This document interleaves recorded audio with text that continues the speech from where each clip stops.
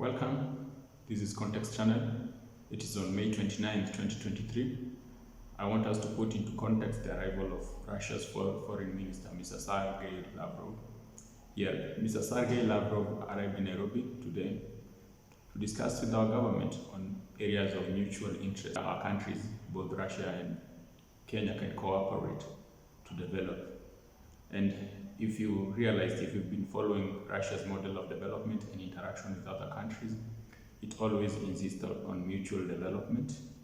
And it's through this that it has established organizations such as the BRICS and participated in Shanghai Cooperation Council organization, where all states represented hope to achieve a mutual development, that is, all countries participating, developing, or benefiting equally from cooperation. But despite this arrival of this foreign minister, if you notice something in the trends today, you will realize the whole day that Russia is a terrorist state, quote unquote, has been trending the whole day.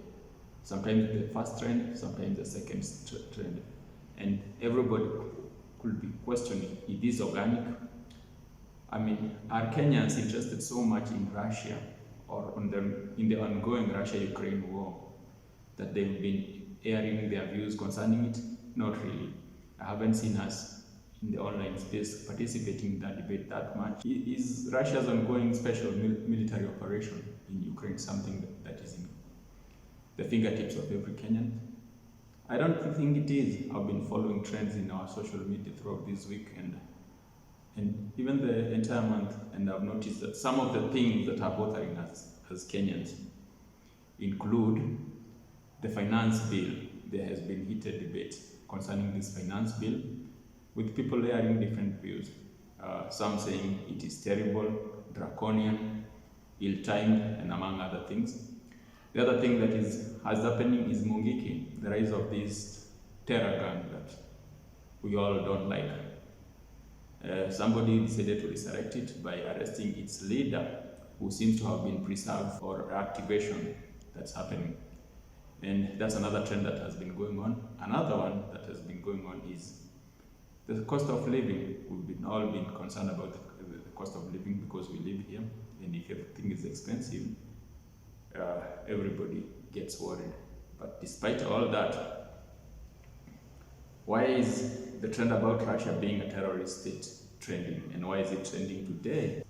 The trending of this trend, Russia is a terrorist state, especially on a particular day when Sergei Lavrov was arriving in Nairobi for discussion, denotes something. It denotes very meticulous information war that has been going on between the top three powers globally for the soul and minds of Africans. The top three global powers have been trying to engage in Africans to advance their own way of how they should interact with Africa. Among them, we have the US and its smaller cousin, the UK, which is also maybe sometimes the leader of this UK-US movement. The other power is Russia, has also been seeking to engage with Africa. The other power is China. There is a competition between them, and all compete through different means. So Russia seeks to supply its resources to Africa, or to trade with Africa fairly. Some of resources that it wishes to sell to Africa or has been selling to Africa include oil, fertilizer. I think even our president said that some fertilizer will be arriving from Russia. Farm machinery. AFC has ordered some machinery from Belarus, and if you realize, Belarus is a close ally of Russia. Some of things produced in Belarus are made in Russia or in cooperation with Russia.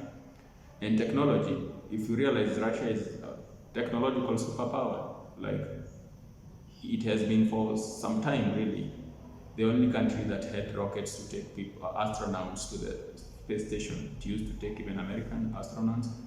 Its competing powers did not have. Again, as I said earlier, the model of Russia's interaction with other countries is usually mutual, like we benefit and they benefit. Another country, the other power is China. China has been seeking to develop Africa. It has been seeking to give loans to Africa to develop infrastructure specifically. So its engagement is creation of infrastructure. These movements started long before, in the 50s and 60s, in Bandung conference in Indonesia. And I remember earlier in my earlier videos, I confused that with another city. It's Bandung conference. And if you look even at our debt portfolio as a country, China holds 30% of our debt. And in only that 30%, that's where the infrastructure, including the Thika Superhighway, the SGR, and the bypasses, the expressway, Nairobi Expressway, has been built through Chinese capital. 30% or a third of our debt. The other 30% is held by Westerners, that is the US, UK, and Western Europe. And you hear them shouting a lot, but I can tell you, and you can tell me, you can realize that out of the 30% of our debt that is taken from the West, there's nothing to show for it really. Maybe it's the amount that is taken and stolen. 30% of our debt is from Westerners. They don't talk about it, they just condemn the debt that comes from China. Maybe because it is tied to the infrastructure, it's not left free for them to steal. The other one, no. The third power that has been seeking to compete on a global scale is the US and UK, as I said before. So leaving the US and UK, you realize that US and UK seeking to get Africa side its cooperation, security cooperation, I don't know security against what.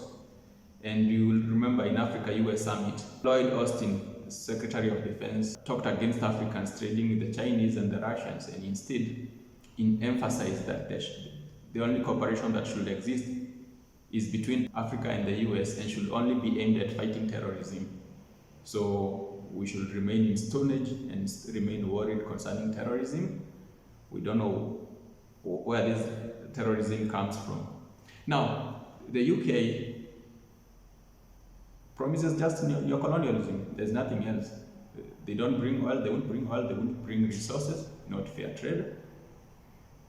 They've been pushing quote-unquote security agreement to fight against terrorism. The latest they had signed with Kenya is on 6th this month, where UK and Kenya signed a security agreement in which UK is supposed to help Kenya to fight against terrorism. And they had sent an MP called Tugedat for that matter. And you will realize something. If the only point of interaction between the US and UK with Africa is security, to fight against terrorism, so it is in their interest for East Africa or Africa to continue having terror threat. They know and they realize that without such threat, they will be really irrelevant. And then I'm telling you this for you to realize that it's in their interest for Africa to continue facing terror threats. And that should tell you who causes terror threats. It's most probably not organic. Many years afterwards, we might realize that it was not Osama bin Laden that caused terrorism, but Mzungu bin Laden causing it. And I would like to tie this an attack on UPDF, Uganda's People Defense Force, that happened last week. Many people died, and we were told it is Al-Shabaab. And you realize, how can Al-Shabaab attack a large country's army in such a successful ambush? What happened? Were they supported by somebody? Are the terrorists being supported by somebody? And that's an attack against Africa, really. It's not UPDF. When UPDF bleeds, we all bleed. And that's part of colonial war that has been ongoing. It started radicalization of our Somali people, and started earlier with the destabilization of that country through overthrowing of Siad Barre. Then there was no terrorism. But after Siad Barre was overthrown by Americans and Britons under pretexts, since then we've experienced terrorism.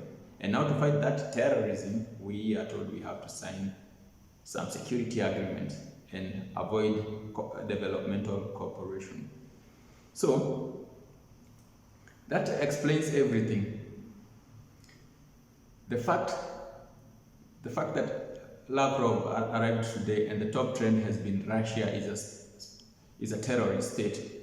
It is meant to drown out the importance of his visit. It is a part of social media war, a global information war, that the top global social media companies have taken the side of the West. They pushed that trend on us. It was not organic, it was not Kenyans tweeting or moving it, but the global forces moving it, so that they drown out the importance of the arrival of Lavrov, such that whatever agreement he might arrive with our government, they might push that, oh, Kenyans are not interested because Russia is a state terrorist, is a terrorist country, which I don't think it's fair. In any case, I think Britons have done more terror on us than Russia can ever do. In any case, there are very many articles in the online space that shows that the UK had conducted genocide in East Africa, including in this country. It killed thousands of people. So if they want to call anybody else as terrorists, they should call themselves first terrorists. And maybe by labeling Russia a terrorist state, they might reinterpret the security agreement they forced us to sign, so that maybe Kenya will be assisted by the little Britain to fight Russia as a terrorist state, you know, and so that we don't trade with other partners. It's unfair. It makes no sense. It is high time that Britons and the Americans, if they value freedom like they claim to be, which is a lie, they left us Africans to decide for our future. They've done so much bad things around here. The UK conducted genocide of Kenyans. It is known. I don't think it is unfair for them to purport to move such an irresponsible trend. It's high time that we Kenyans and Africans in general traded with the partners that bring us benefit. The Russians, the Chinese, and other countries. And maybe the US, when they stop patronizing and overloading the whole world. We cannot just stand and watch as we're being lied to, as people who killed Africans for decades, stole our resources, as people who traded Africans as slaves and killed many others, continue telling us that so-and-so other country is terrorist. It's unfair and it makes no sense. Viewers, thank you for your time. If you like this kind of content, please like, share, subscribe, and turn on the notification button so that when next time I produce a video, you will know. And also, you can respond with what's your views on the channel. Thank you and have a good evening.